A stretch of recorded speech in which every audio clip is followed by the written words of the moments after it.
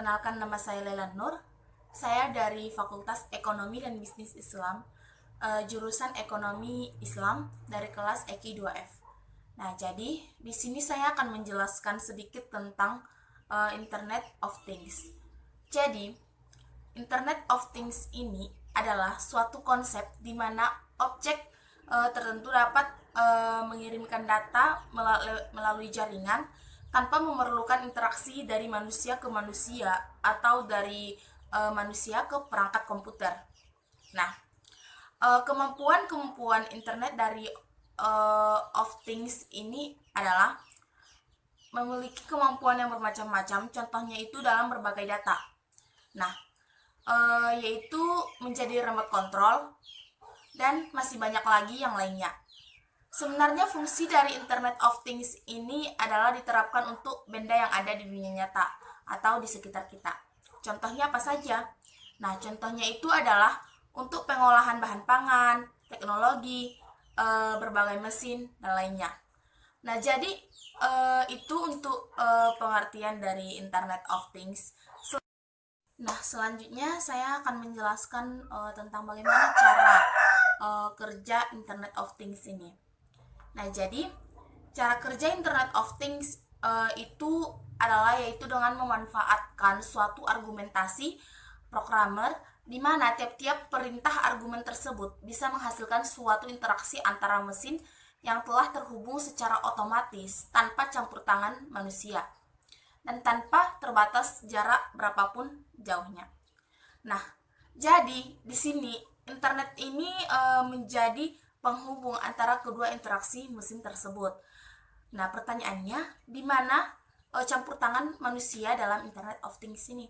Nah, campur tangannya itu adalah manusia itu hanya sebagai pengawas, yaitu pengawas dari mesin-mesin yang bekerja secara langsung tersebut.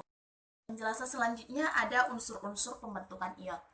Nah, apa saja unsur-unsur pembentukan iot ini? Nah, yang pertama, ada kecerdasan buatan. Yang kedua, ada konektivitas. Yang ketiga, ada sensor. Yang keempat, ada keterlibatan aktif. Dan yang kelima, ada pemakaian perangkat berukuran kecil.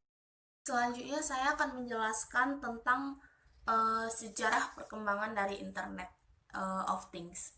Nah, jadi sejarah perkembangannya itu yaitu awal mulanya Internet itu terkenal di tahun 1989.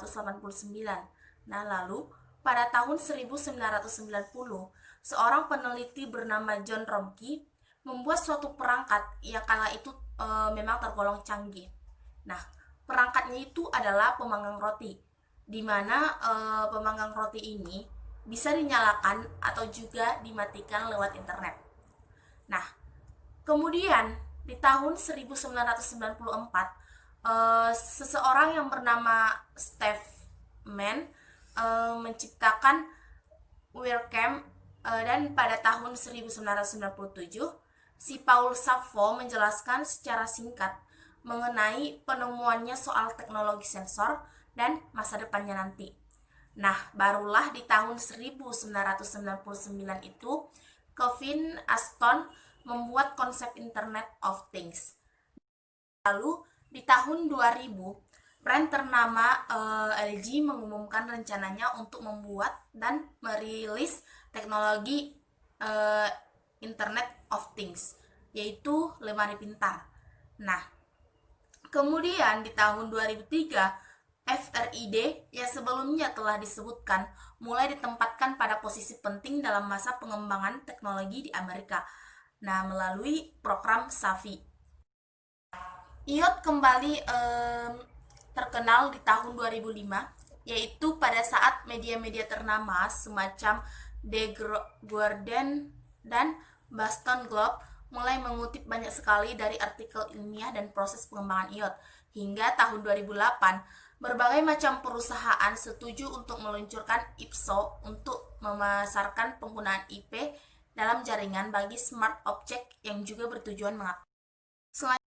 Selanjutnya saya akan menjelaskan macam-macam pengembangan dari Internet of Things. Nah, pengembangan dari Internet of Things ini ada pengaruh terhadap ada energi, ada juga lingkungan terhadap lingkungan, ada juga terhadap otomatisasi rumah, ada juga terhadap medik dan kesehatan, dan yang terakhir itu pengembangannya ada terhadap transportasi. Nah, sekian yang dapat saya jelaskan dari Internet of Things. Jika ada penjelasan saya yang kurang pas atau tidak dapat dipahami, saya mohon maaf. Assalamualaikum warahmatullahi wabarakatuh.